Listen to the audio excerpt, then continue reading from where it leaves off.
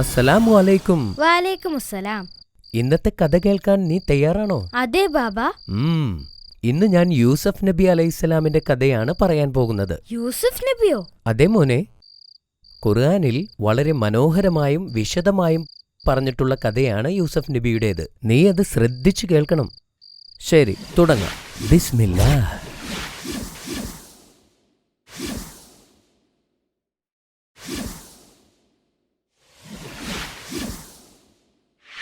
യൂസഫ് നബി യാക്കൂബ് നബിയുടെയും റാഹേലിന്റെയും മകനായിരുന്നു. യൂസഫ് നബിക്ക് ബെനിയാമിൻ എന്നു പേരുള്ള ഒരു ഇളയ സഹോദരനുമുണ്ടായിരുന്നു. യാക്കൂബ് നബിക്ക് ആകെ 12 മക്കളാണ് ഉണ്ടായിരുന്നത്. എങ്കിലും യാക്കൂബ് നബിക്ക് കൂടുതൽ ഇഷ്ടം യൂസഫ് നബിയോടും ബെനിയാമിനോടുമായിരുന്നു. അതുകാരണം മറ്റു സഹോദരങ്ങൾക്ക് യൂസഫ് നബിയോടും ബെനിയാമിനോടും അസൂയയുണ്ടായിരുന്നു. ഒരിക്കൽ യൂസഫ് നബി ഒരു സ്വപ്നം കണ്ടു. ആ സ്വപ്നത്തിൽ സൂര്യനും ചന്ദ്രനും കുറേ നക്ഷത്രങ്ങളും ഉണ്ടായിരുന്നു. അവയെല്ലാം യൂസഫ് നബിയെ താഴ്ന്നു വണങ്ങുന്നതായും യൂസഫ് നബി സ്വപ്നത്തിൽ കണ്ടു. കുട്ടിയായ യൂസഫ് നബിക്ക് ഇത് കണ്ട് വളരെ അത്ഭുതം തോന്നി. എന്നാൽ ഈ സ്വപ്നത്തിന്റെ അർത്ഥം എന്താണെന്ന് യൂസഫ് നബിക്ക് മനസ്സിലായില്ല. അതിനാൽ യാക്കൂബ് നബിയുടെ അടുക്കൽ ചെന്ന് യൂസഫ് നബി കണ്ട സ്വപ്നം വിശദീകരിച്ചു. ഉപ്പാ, ഞാൻ സ്വപ്നത്തിൽ സൂര്യനെയും ചന്ദ്രനെയും നക്ഷത്രങ്ങളെയുമൊക്കെ കണ്ടു. അവർ എൻ്റെ മുന്നിൽ താഴ്ന്നു വണങ്ങുന്നതായും കണ്ടു. യാക്കൂബ് നബിക്ക് യൂസഫ് നബി കണ്ട സ്വപ്നത്തിൻ്റെ അർത്ഥം വളരെ പെട്ടെന്ന് തന്നെ മനസ്സിലാക്കാൻ സാധിച്ചു. യാക്കൂബ് നബി വളരെയധികം സന്തോഷവാനായി. അദ്ദേഹം യൂസഫ് നബിയോട് പറഞ്ഞു, അള്ളാഹു നിന്നെ അനുഗ്രഹിച്ചിരിക്കുന്നു യൂസഫ്. ഈ സ്വപ്നത്തിൻ്റെ അർത്ഥം അള്ളാഹു നിനക്ക് അറിവ് നൽകുകയും നിന്നെ ഒരു പ്രവാചകനാക്കി മാറ്റുകയും ചെയ്യും എന്നാണ്. യാക്കൂബ് നബി വളരെ അറിവുള്ള പ്രവാചകനായിരുന്നു. യൂസഫ് നബി കണ്ട സ്വപ്നം സഹോദരങ്ങൾ അറിഞ്ഞാൽ അത് അവരിൽ യൂസഫ് നബിയോടുള്ള ശത്രുത കൂട്ടാൻ ഇടയാക്കും എന്ന് അദ്ദേഹം മനസ്സിലാക്കി. അദ്ദേഹം യൂസഫ് നബിയോട് ഈ സ്വപ്നത്തെപ്പറ്റി നിന്റെ സഹോദരങ്ങൾ ആരും അറിയരുത് എന്നുപദേശിച്ചു. പക്ഷേ നിഷ്കളങ്കനായ യൂസഫ് നബി സഹോദരങ്ങളോട് തൻ്റെ സ്വപ്നത്തെപ്പറ്റി പറഞ്ഞു. ഈ സംഭവം അറിഞ്ഞ് അവരുടെ ദേഷ്യം ഇരട്ടിയായി വർദ്ധിച്ചു. ഉപ്പ, നമ്മളെക്കാൾ യൂസഫിനെ ഇഷ്ടപ്പെടാനുള്ള കാരണം എന്താണെന്നാണ് എനിക്ക് മനസ്സിലാകാത്തത്. ഒരുപക്ഷെ അവൻ നല്ല സുന്ദരനായതുകൊണ്ടായിരിക്കും. അവൻ്റെ ശല്യം ഇല്ലാതാക്കണം.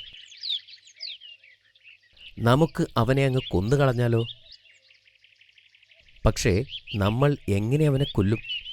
ദൂരെ എവിടെയെങ്കിലും കൊണ്ടുപോയി കൊന്നുകളയണം. അവനെ കൊല്ലേണ്ട ആവശ്യമില്ല.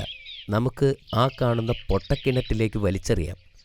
ആരെങ്കിലും വന്ന് അവനെ പൊക്കിയെടുത്ത് അടിമയാക്കി ദൂരേക്ക് കൊണ്ടുപോയിക്കൊള്ളും. അതായിരിക്കും നല്ലത്. യൂസഫ് നബിയുടെ സഹോദരങ്ങൾ ഈ വിധം തന്ത്രങ്ങൾ മെനഞ്ഞുകൊണ്ടേയിരുന്നു. സഹോദരങ്ങൾ എല്ലാവരും ചേർന്ന് യാക്കൂബ് നബിയുടെ അടുത്തെത്തി. യൂസഫ് നബിയെ അവരുടെ കൂടെ അയക്കാനായി ആവശ്യപ്പെട്ടു. എന്നാൽ യാക്കൂബ് നബിക്ക് യൂസഫ് നബിയുടെ കാര്യത്തിൽ അല്പം ഭയമുണ്ടായിരുന്നു. കാരണം യൂസഫ് നബിയോട് മറ്റുള്ളവർക്കുള്ള അസൂയ യാക്കൂബ് നബിക്ക് അറിയാമായിരുന്നു. അദ്ദേഹം ആദ്യം സമ്മതിച്ചില്ല. യൂസഫ് ഞങ്ങളുടെ പ്രിയപ്പെട്ട സഹോദരനല്ലേ? ഞങ്ങൾ അവനെ പൊന്നുപോലെ നോക്കില്ലേ? പിന്നെ എന്തിനാണ് ഭയപ്പെടുന്നത്? ഞാൻ പേടിക്കുന്നത് നിങ്ങൾ കളിക്കുന്ന സമയം വല്ല ചെന്നായയും പിടിച്ചു കൊണ്ടുപോയാലോ എന്നാണ്. യാക്കൂബ് നബി പറഞ്ഞു, അവനെ ഞങ്ങളുടെ കൂടെ അയക്കൂ. ഒരു പോറൽ പോലും പറ്റാതെ ഞങ്ങൾ നോക്കിക്കൊള്ളാം. ഞങ്ങൾ ഒന്നിച്ചുണ്ടാകുമ്പോൾ എന്ത് അപകടം സംഭവിക്കാനാണ്? ഞങ്ങൾ എപ്പോഴും ഒന്നിച്ചുണ്ടാകുമല്ലോ. ഞങ്ങൾ അവനെ നോക്കിക്കൊള്ളാം. ഒരുപാട് നിർബന്ധിച്ചപ്പോൾ യാക്കൂബ് നബി യൂസഫ് നബിയെ പറഞ്ഞയക്കാൻ തയ്യാറായി.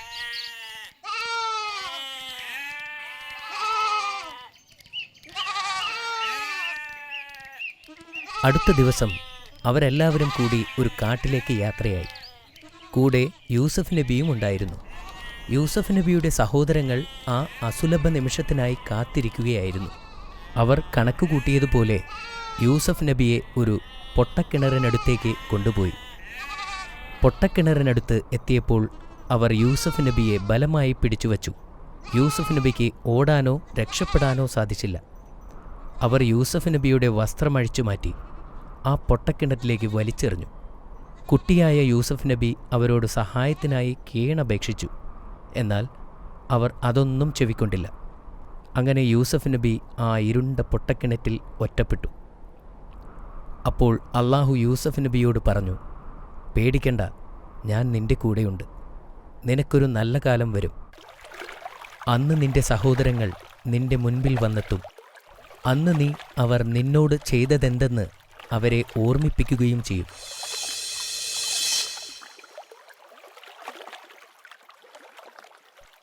യൂസഫ് നബി കിണറിൻ്റെ അകത്ത് പാറക്കെട്ടുള്ള ഭാഗത്ത് സുരക്ഷിതമായി ഇരുന്നു.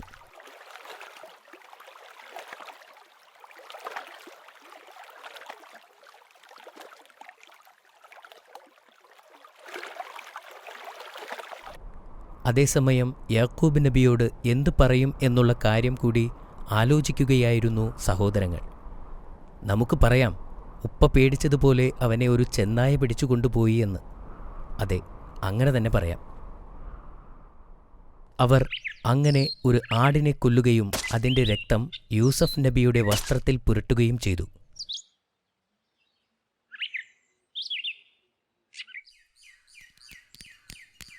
അവർ ഓടി യാക്കൂബ് നബിയുടെ അടുത്തെത്തി. ഉപ്പ, ഞങ്ങൾ യൂസഫിനെ ഞങ്ങളുടെ സാധനങ്ങൾ ഏൽപ്പിച്ച് കളിക്കാൻ പോയതായിരുന്നു. തിരിച്ചെത്തുമ്പോഴേക്കും അവനെ ഒരു ചെന്നായ കടിച്ചുകൊണ്ടുപോയി ഉപ്പ. അവർ ആ രക്തം പുരണ്ട വസ്ത്രം യാക്കൂബ് നബിയെ കാണിച്ചു. പക്ഷേ യാക്കൂബ് നബിക്ക് അവർ പറയുന്നത് കള്ളമാണെന്ന് മനസ്സിലായി. ഒരു ചെന്നായ കടിച്ചു കീറിയ വസ്ത്രം കീറിപ്പറിഞ്ഞ അവസ്ഥയിലായിരിക്കും. എന്നാൽ യൂസഫ് നബിയുടെ വസ്ത്രത്തിൽ രക്തം മുക്കുക മാത്രമാണ് ഉണ്ടായിട്ടുള്ളത്. യാക്കൂബ് നബി പറഞ്ഞു, ഇതാണോ നിങ്ങൾ മെനഞ്ഞുണ്ടാക്കിയ കഥ? ഈ കഥ ഞാൻ വിശ്വസിക്കില്ല. എൻ്റെ മകൻ വരുന്നതുവരെ ഞാൻ കാത്തിരിക്കും. അന്ന് രാത്രി യാക്കൂബ് നബിക്ക് ഉറങ്ങാൻ സാധിച്ചില്ല. അതേപോലെ യൂസഫ് നബിക്കും വളരെ ഭയാനകമായ അനുഭവമാണ് ഉണ്ടായത്. പിതാവിനും മകനും ഒരുപോലെ അസ്വസ്ഥത അനുഭവിച്ച രാത്രിയായിരുന്നു അന്ന്.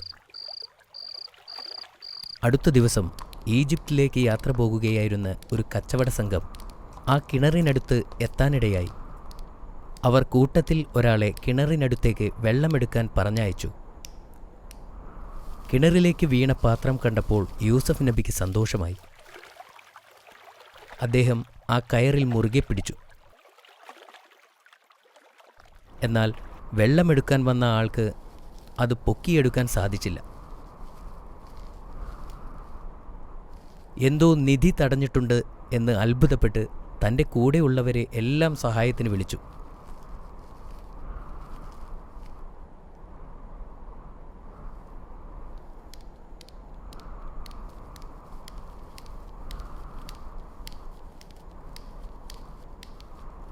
അവർ ആ പാത്രം പൊക്കിയെടുത്തപ്പോൾ വളരെ ഭംഗിയുള്ള ഒരു ആൺകുട്ടിയെ കണ്ടു.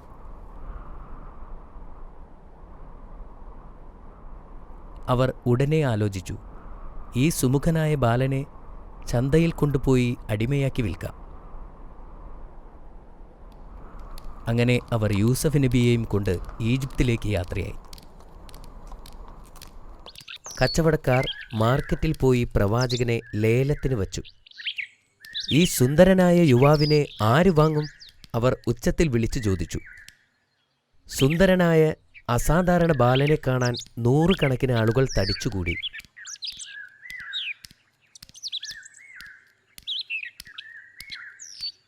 ഈജിപ്തിലെ മുഖ്യമന്ത്രി അസീസ് ഏതാനും വെള്ളി നാണയങ്ങൾ നൽകി നബിയെ ലേലത്തിന് വാങ്ങിച്ചു.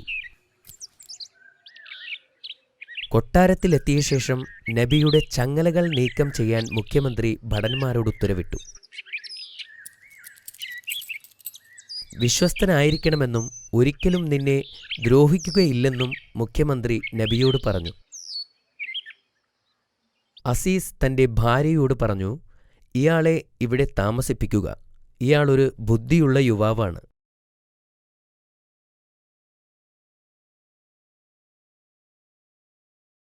കൊട്ടാരത്തിലുള്ളവർ നബിയെ നന്നായി പരിപാലിച്ചു.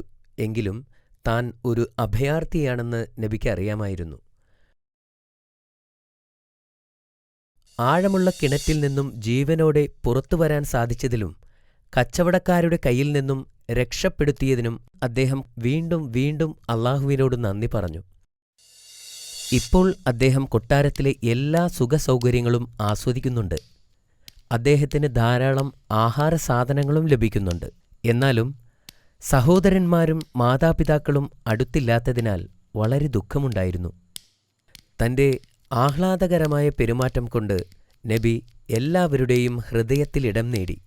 മുഖ്യമന്ത്രിയുടെ ഭാര്യയുടെ വ്യക്തിപരമായ ശുശ്രൂഷകനാകുകയും ചെയ്തു. അവർ കണ്ടിട്ടുള്ളതിൽ വച്ച് ഏറ്റവും നല്ല മനുഷ്യനായി യൂസഫ് നബിയെ കണ്ടു. ആളുകൾ നബിയുടെ സൗന്ദര്യത്തിൽ ആകൃഷ്ടരായി. നബിയുടെ മുഖത്ത് പ്രതിഫലിക്കുന്നത് ആത്മാവിന്റെ വിശുദ്ധിയായിരുന്നു. അദ്ദേഹം വളർന്നപ്പോൾ അറിവും വിജ്ഞാനവും നേടി. പെട്ടെന്ന് തന്നെ അദ്ദേഹം നല്ലൊരു പ്രഭാഷകനായി. എപ്പോഴും ജനങ്ങളെ ആകർഷിച്ചിരുന്ന ഒരു വ്യക്തിത്വമായിരുന്നു അദ്ദേഹത്തിൻ്റേത്. യൂസഫ് നബി തന്റെ ജീവിതത്തിൽ കണ്ട ഏറ്റവും സത്യസന്ധനും മാന്യനുമായ വ്യക്തിയാണെന്ന് അദ്ദേഹത്തിന്റെ യജമാനൻ തിരിച്ചറിഞ്ഞു. കുറച്ചുനാൾ കഴിഞ്ഞ് അദ്ദേഹം ഭവനഭരണത്തിന്റെ മേലധികാരിയായി. മുഖ്യമന്ത്രിക്ക് തന്റെ മകനെപ്പോലെയായിരുന്നു അദ്ദേഹം. മുഖ്യമന്ത്രിയുടെ ഭാര്യ സുലൈഖയ്ക്ക് യൂസഫിനോട് ആരാധന തോന്നി. അവർ സംസാരിച്ചുകൊണ്ടിരിക്കുമ്പോൾ പോലും അദ്ദേഹത്തെ ശ്രദ്ധിച്ചുകൊണ്ടിരുന്നു. അപ്പോൾ അവൾക്ക് പ്രവാചകനോടുള്ള അഭിനിവേശം വർദ്ധിച്ചു. പ്രവാചകനോടുള്ള ഭ്രാന്തമായ സ്നേഹത്താൽ അവൾക്ക് ഉറക്കമില്ലാത്ത രാത്രികളായി. സുലൈഖയ്ക്ക് തന്റെ ആഗ്രഹങ്ങളെ പിടിച്ചു നിർത്താൻ കഴിഞ്ഞില്ല.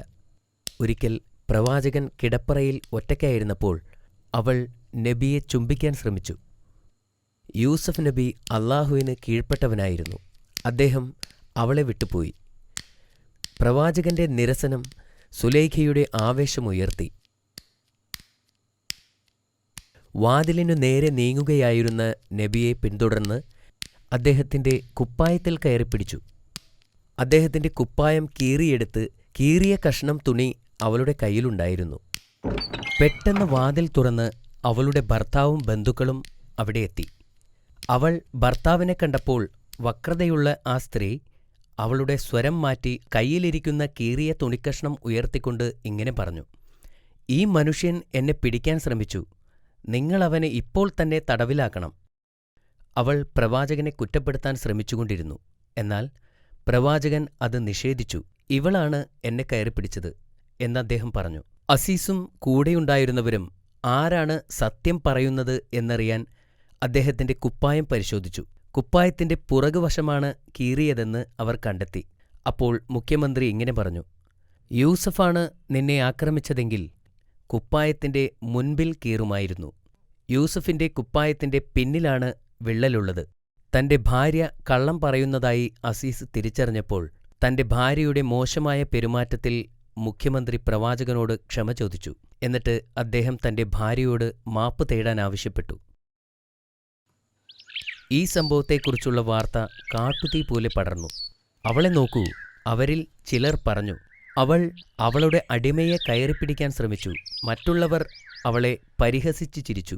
ആളുകൾ പറയുന്നത് കേട്ട് സുലൈഖ വിഷമിച്ചു. യൂസഫിനെപ്പോലെ സുന്ദരനായ ചെറുപ്പക്കാരന്റെ മുന്നിൽ പിടിച്ചു നിൽക്കുക ഏതൊരു സ്ത്രീക്കും അത്ര എളുപ്പമല്ലെന്ന് അവൾ വിശ്വസിച്ചു. ഒരു വിരുന്ന് നടത്താൻ എല്ലാ സ്ത്രീകളെയും അവളുടെ കൊട്ടാരത്തിലേക്ക് ക്ഷണിക്കാൻ അവർ തീരുമാനിച്ചു. അവളുടെ നിസ്സഹായത തെളിയിക്കാൻ താൻ നേരിടുന്ന അതേ പ്രലോഭനത്തിൽ മറ്റു സ്ത്രീകളെ കീഴ്പ്പെടുത്താൻ അവൾ പദ്ധതികൾ ആസൂത്രണം ചെയ്തു.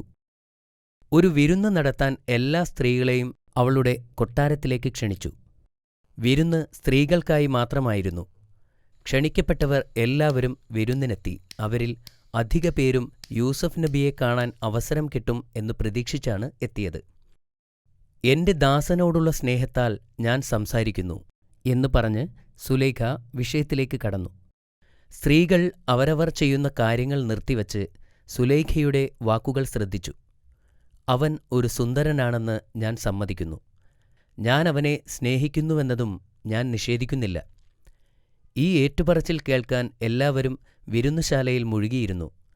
അതിനിടയിൽ സുലൈഖ അതിഥികൾക്കായി പഴങ്ങൾ വിതരണം ചെയ്യാൻ പരിചാരകരോട് ആവശ്യപ്പെട്ടു. അത്താഴത്തിനു ശേഷം അതിഥികൾ അവരുടെ പഴങ്ങൾ മുറിച്ചു തുടങ്ങി. ഈ സമയത്താണ് സുലൈഖ യൂസഫ് നബിയെ വിളിക്കുന്നത്.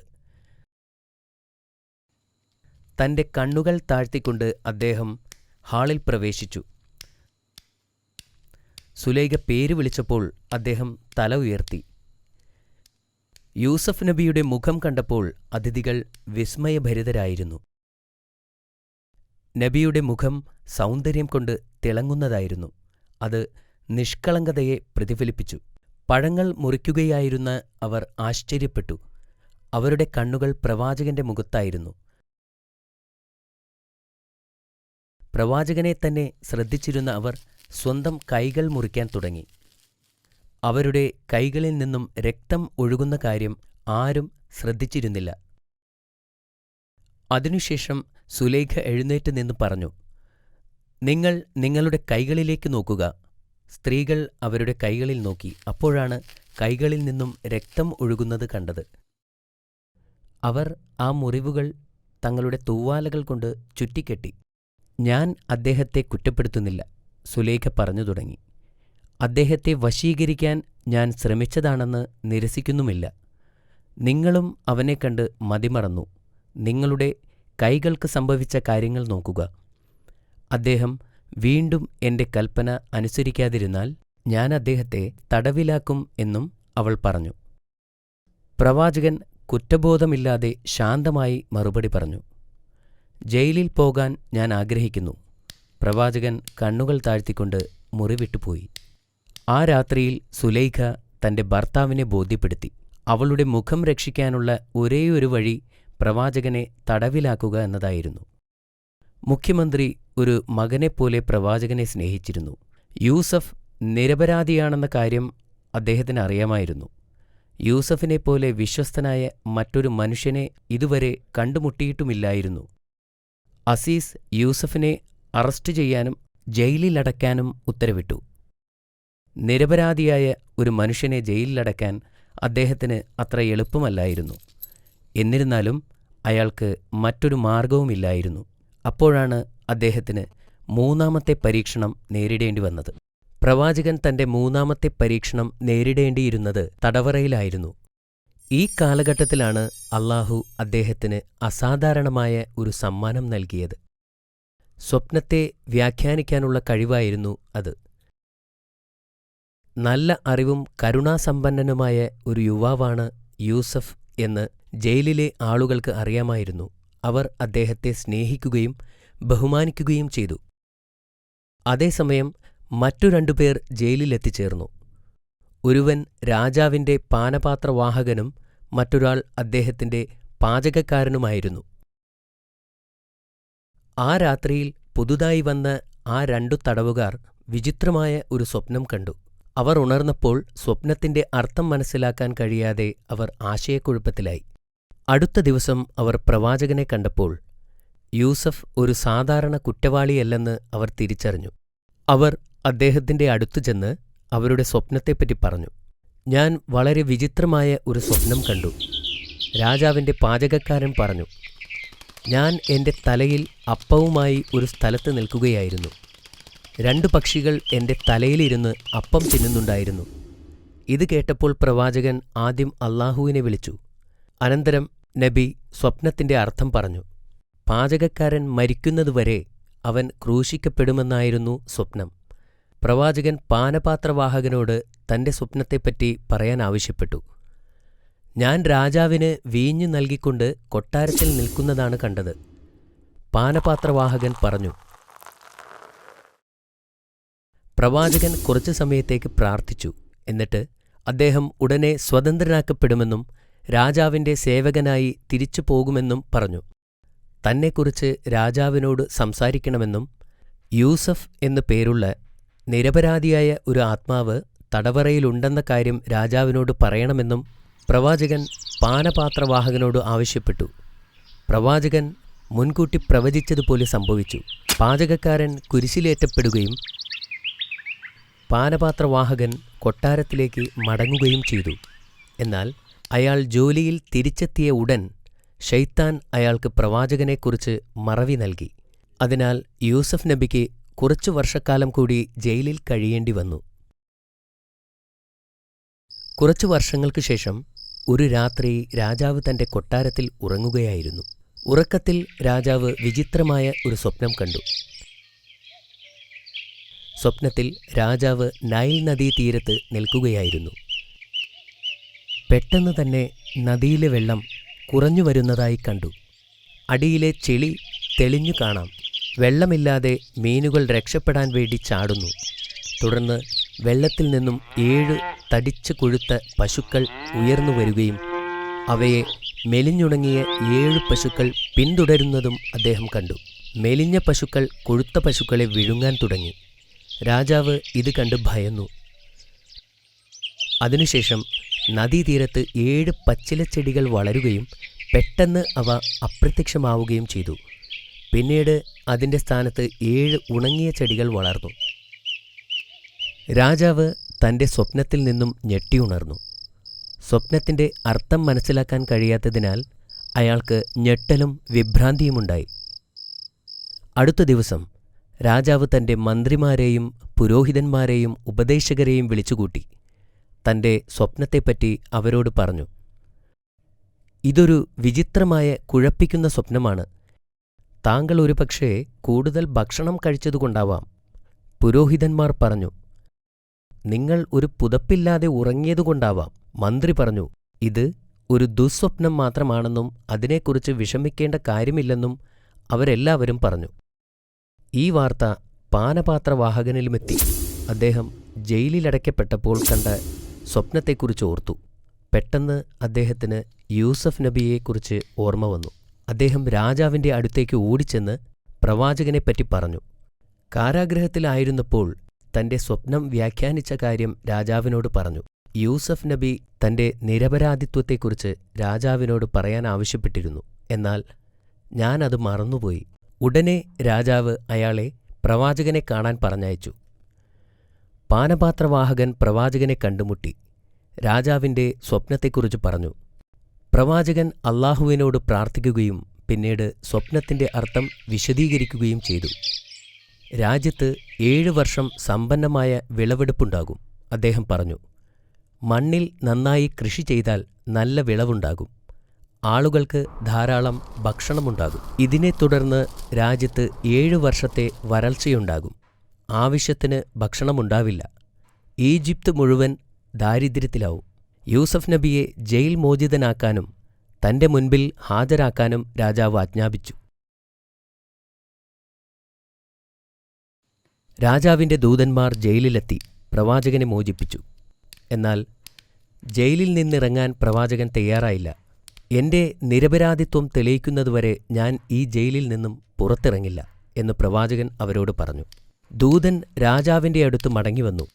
യൂസഫ് എവിടെയാണ്? രാജാവ് ചോദിച്ചു. അദ്ദേഹത്തെ മോചിപ്പിക്കാൻ ഞാൻ കൽപ്പിച്ചതല്ലേ? തൻ്റെ നിരപരാധിത്വം സ്ഥാപിക്കുന്നതുവരെ യൂസഫ് നബി ജയിൽ വിടാൻ വിസമ്മതിച്ചു എന്ന് അവർ മറുപടി പറഞ്ഞു. തെറ്റ് ചെയ്യാതെയാണ് യൂസഫ് ജയിലിലടയ്ക്കപ്പെട്ടതെന്ന് രാജാവ് തിരിച്ചറിഞ്ഞു. ഉടൻ അദ്ദേഹം ഒരു അന്വേഷണത്തിന് ഉത്തരവിട്ടു. മുഖ്യമന്ത്രിയുടെ ഭാര്യ സുലൈഖയെ കോടതിയിൽ ഹാജരാക്കി. അന്നത്തെ ആർഭാട വിരുന്നിൽ പങ്കെടുത്ത മറ്റു മന്ത്രിമാരുടെ ഭാര്യമാരെയും. എന്താണ് യൂസഫിന്റെ കഥ? രാജാവ് ചോദിച്ചു. മുഖ്യമന്ത്രിയുടെ ഭാര്യയെ അദ്ദേഹം അപമാനിക്കാൻ ശ്രമിച്ചു എന്നത് സത്യമാണോ? അദ്ദേഹം ഒന്നും ചെയ്തിട്ടില്ല, ഒരു സ്ത്രീ പറഞ്ഞു. അദ്ദേഹം അവളെ ഉപദ്രവിച്ചിട്ടില്ല എന്ന് മറ്റൊരാൾ പറഞ്ഞു. അദ്ദേഹം മലക്കുകളെപ്പോലെ നിഷ്കളങ്കനാണ് എന്ന് മറ്റൊരു സ്ത്രീ പറഞ്ഞു. അപ്പോൾ എല്ലാവരുടെയും ശ്രദ്ധ സുലൈഖയിലേക്ക് തിരിഞ്ഞു.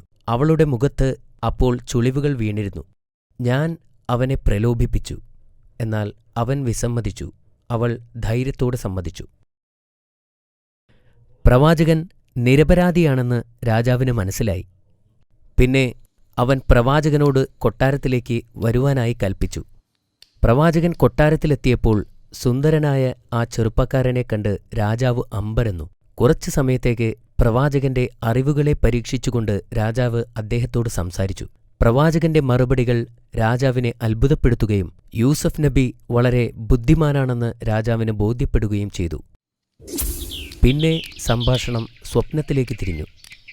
വരാനിരിക്കുന്ന ക്ഷാമത്തിനെതിരെ ആസൂത്രണം ആരംഭിക്കാൻ അദ്ദേഹം രാജാവിനോട് ഉപദേശിച്ചു. ക്ഷാമം ഈജിപ്തിനെ മാത്രമല്ല എല്ലാ അയൽ രാജ്യങ്ങളെയും ബാധിക്കുമെന്ന് അദ്ദേഹം രാജാവിനോട് പറഞ്ഞു. രാജാവ് പ്രവാചകനെ കർഷകരുടെ ധാന്യപ്പുരകളെ നിയന്ത്രിക്കാനായി നിയമിച്ചു. രാജ്യത്തെയും വിളകളെയും പ്രതീക്ഷിച്ച ക്ഷാമത്തിൽ നിന്നും രക്ഷിക്കാനുള്ള ആസൂത്രണങ്ങളുടെ ഉത്തരവാദിത്വമായിരുന്നു അത്. കാലചക്രങ്ങൾ തിരിഞ്ഞു. ഏതാനും മാസങ്ങൾക്ക് മുമ്പ് ജയിലിൽ കഴിഞ്ഞിരുന്ന പ്രവാചകൻ ഇപ്പോൾ ഈജിപ്തിലെ മുതിർന്ന ഉദ്യോഗസ്ഥരിൽ ഒരാളായി മാറിക്കഴിഞ്ഞിരിക്കുന്നു. തുടർന്നു വന്ന 7 വർഷങ്ങളിൽ പ്രവാചകൻ കൃഷിക്കാരന്റെ മേൽ പൂർണ്ണ നിയന്ത്രണത്തിലായിരുന്നു. വിളകളുടെ വിളവെടുപ്പും സംഭരണവും അദ്ദേഹം വിശ്വസ്തയോടെ നിർവഹിച്ചു. വരാനിരിക്കുന്ന ക്ഷാമക്കാലത്തേക്കുള്ള ധാന്യങ്ങൾ അദ്ദേഹം ശ്രദ്ധാപൂർവം ശേഖരിച്ചു സംരക്ഷിച്ചു. യൂസഫ് നബി അലൈഹിസലാം ഈജിപ്തിലെ ധാന്യപ്പുരയുടെ മേൽനോട്ടക്കാരനായി മാറിക്കഴിഞ്ഞിരുന്നു. 7 വർഷങ്ങളിൽ കൃഷി, വിളവെടുപ്പ്, വിളകളുടെ സംഭരണം തുടങ്ങിയവ പ്രവാചകന്റെ പൂർണ്ണ നിയന്ത്രണത്തിലായിരുന്നു. സമൃദ്ധമായ വർഷങ്ങളിൽ പ്രവാചകൻ ധാരാളം ധാന്യങ്ങൾ സംഭരിച്ചു. ഭൂമി വരണ്ടു, ഇലകൾ പൊഴിഞ്ഞു, കുളങ്ങളിലെ വെള്ളം വറ്റി. പ്രവാചകൻ പ്രവചിച്ചതുപോലെ വരൾച്ച വന്നു. രാജ്യത്തു മുഴുവൻ ക്ഷാമം വ്യാപിച്ചു. വെള്ളം എല്ലായിടത്തും വറ്റാൻ തുടങ്ങി. ഇലകൾ മഞ്ഞ നിറമായി. ആകാശത്തു നിന്നും ഒരു തുള്ളി മഴ പോലും ലഭിച്ചില്ല. ഈജിപ്തിൽ ആരും പട്ടിണി കിടന്നു മരിച്ചില്ല. കാരണം പ്രവാചകൻ വരാനിരിക്കുന്ന കഠിന നാളുകൾക്ക് വേണ്ടത്ര ധാന്യങ്ങൾ നേരത്തെ തന്നെ ശേഖരിച്ചിരുന്നു. യൂസഫ്, നിങ്ങൾ ചെയ്തത് ശരിയായിരുന്നു എന്ന് രാജാവ് പ്രവാചകനോട് പറഞ്ഞു. നിങ്ങൾ ഒരാൾ കാരണം മാത്രം ഞങ്ങളുടെ ജനങ്ങൾ കഷ്ടത അനുഭവിക്കുന്നില്ലല്ലോ. ഞങ്ങളുടെ അയൽവാസികൾ ഞങ്ങളുടെ സഹായം തേടുന്നു. ഞാൻ എന്താണ് പറയേണ്ടത്? രാജാവ് ചോദിച്ചു. അല്ലാഹു നമ്മെ രക്ഷിച്ചു, പ്രവാചകൻ പറഞ്ഞു. നമുക്ക് ധാരാളം ധാന്യങ്ങളുണ്ട്. ഇത് നമ്മുടെ അയൽക്കാരെ സഹായിക്കാനുള്ള സമയമാണെന്ന് ഞാൻ കരുതുന്നു. ഒരു ചെറിയ വിലയ്ക്ക് നമുക്ക് ധാന്യങ്ങൾ കൊടുക്കാം. നിരവധി ജീവൻ രക്ഷിക്കാനാകും. രാജാവ് പറഞ്ഞു, ഞാൻ നിങ്ങളോട് യോജിക്കുന്നു. അതിനുശേഷം ആവശ്യാനുസരണം ധാന്യങ്ങൾ വിതരണം ചെയ്യാൻ അദ്ദേഹം ഉത്തരവിട്ടു. കാനനിലും ക്ഷാമമുണ്ടായി. ഈജിപ്തിലെ ഭക്ഷ്യധാന്യങ്ങൾ വിതരണം ചെയ്യുന്ന വാർത്തയെക്കുറിച്ച് യാക്കൂബ് നബി കേട്ടിരുന്നു. ബെന്യാമിൻ ഒഴികെ തന്റെ മറ്റു പുത്രന്മാരെ ധാന്യം വാങ്ങുന്നതിനു വേണ്ടി ഈജിപ്തിലേക്ക് അയക്കാൻ അദ്ദേഹം തീരുമാനിച്ചു. സഹോദരന്മാർ ദിവസങ്ങളോളം സഞ്ചരിച്ച് ഒടുവിൽ ഈജിപ്തിലെത്തി. വിദൂരദേശത്തു നിന്ന് വന്ന 10 സഹോദരന്മാരെക്കുറിച്ച് യൂസഫ് നബി അലൈഹിസ്സലാം കേട്ടിരുന്നു. അവർ ധാന്യങ്ങൾ ശേഖരിക്കാൻ വന്നപ്പോൾ പ്രവാചകൻ അവരെ തിരിച്ചറിഞ്ഞു. പക്ഷേ സഹോദരങ്ങൾക്ക് അദ്ദേഹത്തിന് മനസ്സിലായില്ല. എങ്ങനെ മനസ്സിലാക്കാൻ സാധിക്കും?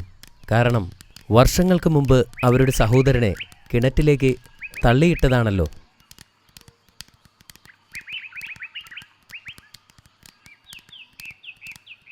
പ്രവാചകൻ അവരെ കണ്ടുമുട്ടി. അദ്ദേഹം അവരെ സ്നേഹത്തോടെ സ്വാഗതം ചെയ്തു. ധാന്യങ്ങൾ നൽകിയതിനു ശേഷം അവർ എവിടെ നിന്നു വരുന്നു എന്ന് ചോദിച്ചു. ഞങ്ങൾ 11 സഹോദരങ്ങൾ മഹാനായ ഒരു പ്രവാചകന്റെ മക്കളാണ്. ഞങ്ങൾ കാനനിൽ നിന്ന് വന്നവരാണ്, അവർ മറുപടി നൽകി. ഞാൻ ഇവിടെ 10 പേരെ മാത്രമേ എണ്ണിയിട്ടുള്ളൂ എന്ന് പ്രവാചകൻ അവരോട് പറഞ്ഞു. പിതാവിൻ്റെ ആവശ്യപ്രകാരം ഒരു സഹോദരനെ വീട്ടിൽ നിർത്തിയിരിക്കുകയാണ് എന്നവർ പറഞ്ഞു. ഇത് കേട്ടപ്പോൾ പ്രവാചകന്റെ കണ്ണുകൾ നിറഞ്ഞു. അദ്ദേഹം തന്റെ ബാപ്പയെയും തന്റെ ചെറിയ സഹോദരനെയും കാണാൻ ആഗ്രഹിച്ചു. നിങ്ങൾ സത്യസന്ധരാണോ എന്ന് അദ്ദേഹം ചോദിച്ചു. സഹോദരങ്ങൾക്ക് ആശയക്കുഴപ്പമുണ്ടായി. ഞങ്ങൾ എന്തിന് താങ്കളോട് കള്ളം പറയണം? അവർ അദ്ദേഹത്തോട് ചോദിച്ചു. നിങ്ങൾ പറയുന്നത് സത്യമാണെങ്കിൽ നിങ്ങളുടെ ഇളയ സഹോദരനെ എൻ്റെ മുൻപിൽ കൊണ്ടുവരിക. അങ്ങനെയെങ്കിൽ നിങ്ങൾക്ക് ഞാൻ ഇരട്ടി ധാന്യങ്ങൾ തരാം. അല്ലെങ്കിൽ ഇനി ഒരിക്കലും ഈജിപ്തിലേക്ക് പ്രവേശിക്കരുത്. അദ്ദേഹം മുന്നറിയിപ്പ് നൽകി. പ്രവാചകൻ തന്റെ ജോലിക്കാരനോട് ഒരു ചെറിയ പണക്കിഴി കൊടുത്ത് അത് അവരുടെ ഒരു ചാക്കിനകത്ത് രഹസ്യമായി വയ്ക്കുവാൻ പറഞ്ഞു. ദിവസങ്ങൾക്കു ശേഷം അവർ കാനനിലെത്തി. തങ്ങളുടെ പിതാവിനെ വന്ദിച്ചുകൊണ്ട് പറഞ്ഞു, ബെന്യാമിൻ ഞങ്ങളോടൊപ്പം വരാതിരുന്നതുകൊണ്ട് ഞങ്ങൾക്ക് ചില വസ്തുക്കൾ നിഷേധിച്ചു. ബെന്യാമിനെ ഞങ്ങളോടൊപ്പം വരാൻ അനുവദിക്കുകയാണെങ്കിൽ കൂടുതൽ ധാന്യങ്ങൾ നൽകാൻ തയ്യാറാണെന്ന് മേലധികാരി ഞങ്ങളോട് വാഗ്ദാനം ചെയ്തിരിക്കുന്നു. ഞങ്ങളുടെ കൂടെ അവനെ പറഞ്ഞയക്കുക. എന്നാൽ പ്രായം ചെന്ന പ്രവാചകൻ ദുഃഖത്തോടെ പറഞ്ഞു, ബെന്യാമിനെ നിങ്ങളോടൊപ്പം വിടാൻ അനുവദിക്കില്ല. ഞാൻ നിങ്ങളെ എങ്ങനെ വിശ്വസിക്കും? യൂസഫിനോട് ചെയ്തത് എന്താണെന്ന് നിങ്ങൾക്കറിയാമല്ലോ. പിന്നീട് ധാന്യം നിറച്ച ചാക്കുകൾ തുറന്നപ്പോൾ പണക്കിഴി കണ്ട് അവർ അത്ഭുതപ്പെട്ടു. പിതാവേ, ആ മഹാനായ ഉദ്യോഗസ്ഥൻ നമ്മുടെ പണം മടക്കി നൽകിയിരിക്കുന്നു. നമ്മുടെ സഹോദരനെ അവർ ദ്രോഹിക്കില്ല എന്നതിൻ്റെ തെളിവാണിത്. എന്നാൽ പ്രവാചകൻ വീണ്ടും നിരസിച്ചു. കുറച്ചു മാസങ്ങൾക്ക് ശേഷം അവരുടെ ധാന്യങ്ങൾ തീർന്നു തുടങ്ങി. യാക്കൂബ് നബി തൻ്റെ മക്കളോട് വീണ്ടും ഈജിപ്തിലേക്ക് പോകാൻ ആവശ്യപ്പെട്ടു. ബെന്യാമിൻ ഇല്ലാതെ ഞങ്ങൾക്ക് അവിടെ പോകാൻ കഴിയില്ല എന്ന് ഒരു സഹോദരൻ പറഞ്ഞു. ഈജിപ്തിലെ ഉദ്യോഗസ്ഥൻ നൽകിയ മുന്നറിയിപ്പ് അവർ അദ്ദേഹത്തെ ഓർമ്മിപ്പിച്ചു. പ്രവാചകൻ അവസാനം സമ്മതിച്ചു. പക്ഷേ അവർ ബെന്യാമിനെ സുരക്ഷിതമായി തിരികെ കൊണ്ടുവരാമെന്ന് പ്രതിജ്ഞ ചെയ്തതിനു ശേഷം മാത്രമായിരുന്നു അത്. നിങ്ങൾ വാഗ്ദാനം ചെയ്തിട്ടുള്ളതിന് അല്ലാഹു സാക്ഷിയാണ്. അവർ പോകുന്നതിനു മുമ്പ് അദ്ദേഹം അവരെ ഓർമ്മിപ്പിച്ചു. പ്രവാചകൻ അവരെ അനുഗ്രഹിക്കുകയും അവരുടെ സംരക്ഷണത്തിനായി പ്രാർത്ഥിക്കുകയും ചെയ്തു. അവർ ദിവസങ്ങളോളം മരുഭൂമിയിലൂടെ സഞ്ചരിച്ചു. സഹോദരന്മാർ ബെന്യാമിനെ നന്നായി പരിപാലിച്ചു. അവർ ഈജിപ്തിലെത്തിയപ്പോൾ യൂസഫ് നബി അവരെ സ്നേഹത്തോടെ സ്വീകരിച്ചു. അദ്ദേഹം അവർക്ക് ഒരു വിരുന്നൊരുക്കി. അദ്ദേഹം അവർക്ക് ജോഡികളായി കസേരയിട്ടു. തൻ്റെ പ്രിയപ്പെട്ട സഹോദരനായ ബെന്യാമിൻ്റെ അടുത്ത് അദ്ദേഹം ഇരുന്നു. ബെന്യാമിൻ കരയുന്നത് അദ്ദേഹം കണ്ടു. നീ എന്തിനാണ് കരയുന്നത്? അദ്ദേഹം തൻ്റെ ഇളയ സഹോദരനോട് ചോദിച്ചു. എൻ്റെ സഹോദരൻ യൂസഫ് ഇവിടെ ഉണ്ടായിരുന്നെങ്കിൽ ഞാൻ അദ്ദേഹത്തിൻ്റെ അടുത്തു തന്നെ ഇരിക്കുമായിരുന്നു എന്ന് ബെന്യാമിൻ പറഞ്ഞു. ആ രാത്രി പ്രവാചകനും ബെന്യാമിനും ഒറ്റയ്ക്കായിരുന്നു. ആ സമയത്ത് പ്രവാചകൻ തൻ്റെ സഹോദരനോട് ചോദിച്ചു, നിനക്ക് എന്നെ നിന്റെ സഹോദരനെപ്പോലെ കാണാൻ കഴിയുമോ? ബെന്യാമിൻ ബഹുമാനപൂർവ്വം മറുപടി പറഞ്ഞു, ഒരിക്കലും തൻ്റെ സഹോദരൻ്റെ സ്ഥാനത്ത് കാണാൻ കഴിയില്ല. ഇത് കേട്ട് പ്രവാചകൻ തകർന്നുപോയി. ബെന്യാമിൻ, ഞാൻ നിങ്ങളുടെ നഷ്ടപ്പെട്ട സഹോദരനാണ്. വർഷങ്ങൾ കഴിഞ്ഞ് വിധി നമ്മെ ഒന്നിപ്പിച്ചിരിക്കുകയാണ്. ബെന്യാമിന് ഇത് കേട്ടപ്പോൾ ഭയങ്കര സന്തോഷമായി. ഞാൻ പറയുന്നത് ശ്രദ്ധിക്കുക. സമയമാകുന്നതുവരെ ഇത് രഹസ്യമായി സൂക്ഷിക്കണം, പ്രവാചകൻ പറഞ്ഞു. ബെന്യാമിൻ സമ്മതിച്ചു. അവൻ പ്രവാചകനെ കെട്ടിപ്പിടിച്ചു. സന്തോഷം കൊണ്ട് കണ്ണു നിറയുകയും ചെയ്തു. അടുത്ത ദിവസം സഹോദരന്മാർ ധാന്യച്ചാക്കുകൾ കയറ്റിക്കൊണ്ടിരിക്കുന്ന സമയത്ത് യൂസഫ് നബി തൻ്റെ ജോലിക്കാരനോട് ബെന്യാമിൻ്റെ ചാക്കിനകത്ത് സ്വർണത്തിൻ്റെ അളവ് പാത്രം രഹസ്യമായി വയ്ക്കാൻ ആവശ്യപ്പെട്ടു. സഹോദരന്മാർ പുറത്തേക്ക് പോകാൻ ഒരുങ്ങിയപ്പോൾ പടയാളികൾ ഓടിവന്നു. സഹോദരന്മാരെ, അവിടെ നിൽക്കൂ, നിങ്ങൾ മോഷ്ടാക്കളാണ്, പടയാളികൾ ആക്രോശിച്ചു. ചുറ്റുമുള്ള ജനങ്ങൾ ഇത് കേട്ടു. അവർ സഹോദരന്മാർക്ക് ചുറ്റും കൂടി. ആശയക്കുഴപ്പത്തിലായ സഹോദരന്മാർ ചോദിച്ചു, എന്താണ് നിങ്ങൾക്ക് നഷ്ടപ്പെട്ടത്? രാജാവിൻ്റെ സ്വർണ്ണക്കപ്പ് എന്ന് സൈനികൻ പറഞ്ഞു. ഞങ്ങൾ ഇവിടെ മോഷ്ടിക്കാൻ വന്നതല്ല എന്ന് മറ്റൊരു സഹോദരൻ പറഞ്ഞു. സഹോദരങ്ങളെ ചോദ്യം ചെയ്യാൻ പ്രവാചകൻ ഒരു സൈനികനോട് നിർദ്ദേശിച്ചു. മോഷണത്തിന് എന്ത് ശിക്ഷയാണ് നിങ്ങൾ നൽകുന്നത്? ഞങ്ങളുടെ നിയമമനുസരിച്ച് മോഷ്ടിച്ച ആൾ വസ്തുവകകളുടെ ഉടമയ്ക്ക് അടിമയായി തീരും, ഒരു സഹോദരൻ പറഞ്ഞു. ഈജിപ്തിലെ നിയമത്തിനു പകരം ഞങ്ങൾ നിങ്ങളുടെ നിയമം നടപ്പാക്കാൻ പോകുന്നു, ഒരു സൈനികൻ പറഞ്ഞു. അവർ അവരുടെ ചാക്കുകൾ ഓരോന്നായി തിരയാൻ തുടങ്ങി.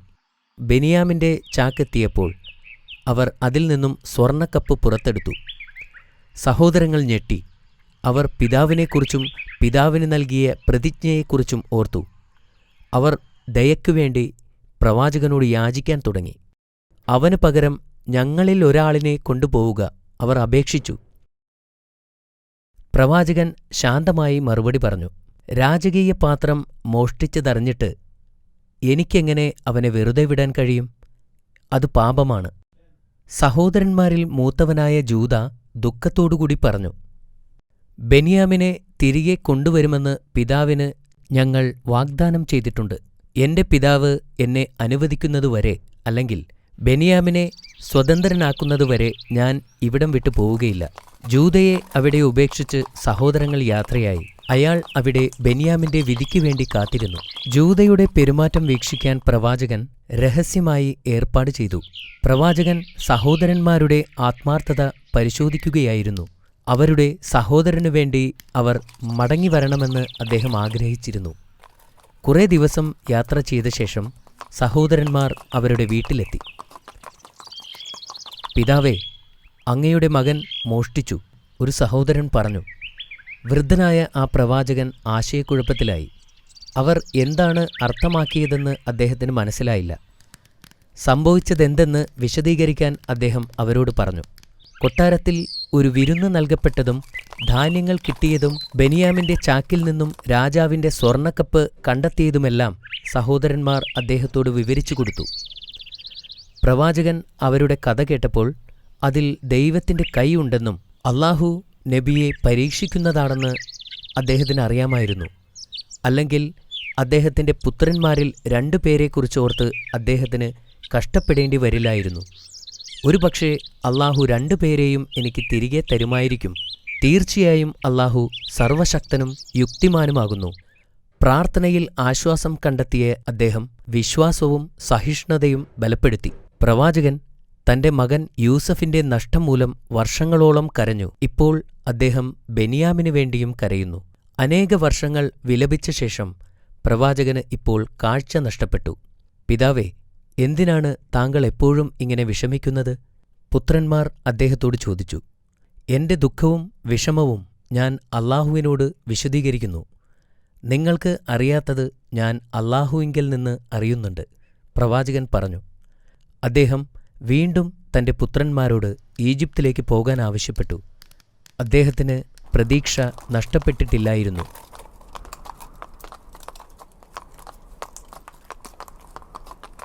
സഹോദരന്മാർ 3-ാം തവണയും ഈജിപ്തിലേക്ക് പോയി. അവർ ഈജിപ്തിലെത്തി ജൂദയെയും കൂട്ടി യൂസഫ് നബിയുടെ അടുത്തേക്ക് പോയി. സ്വന്തം സഹോദരന്മാരുടെ ദുഃഖങ്ങൾ അധികനേരം കേട്ടുനിൽക്കാൻ അദ്ദേഹത്തിന് കഴിഞ്ഞില്ല. അദ്ദേഹം ചിന്തിച്ചു, എത്രനാൾ എനിക്ക് ആ സത്യം മറച്ചുപിടിക്കാനാവും? എന്റെ പിതാവിനെ കാണാതെ എത്രനാൾ എനിക്ക് കഴിയാനാവും? അദ്ദേഹം അവരോട് ചോദിച്ചു, നിങ്ങളുടെ അറിവില്ലായ്മ കൊണ്ട് യൂസഫിനോടും അവന്റെ സഹോദരനോടും നിങ്ങൾ ചെയ്തതെന്താണെന്ന് നിങ്ങൾക്കറിയുമോ? തങ്ങൾക്കും യൂസഫ് നബിക്കും മാത്രം അറിയാവുന്ന രഹസ്യമാണതെന്ന് സഹോദരന്മാർക്ക് അറിയാമായിരുന്നു. അവർ ചോദിച്ചു, താങ്കൾ ഞങ്ങളുടെ സഹോദരൻ യൂസഫാണോ? അതെ, ഞാൻ യൂസഫാകുന്നു. അദ്ദേഹം പറഞ്ഞു, ബെന്യാമിൻ എന്റെ സഹോദരനാണ്. അല്ലാഹു ഞങ്ങളോട് ഔദാര്യം കാണിച്ചിരിക്കുന്നു. ആര് അല്ലാഹുവിനോട് ഭക്തിയുള്ളവരും ക്ഷമയുള്ളവരുമാകുന്നുവോ അല്ലാഹു അവർക്ക് പ്രതിഫലം നൽകുക തന്നെ ചെയ്യും. സഹോദരന്മാർ ഭയന്ന് വിറച്ചു. എന്നാൽ യൂസഫ് നബി അവരെ ആശ്വസിപ്പിച്ചു.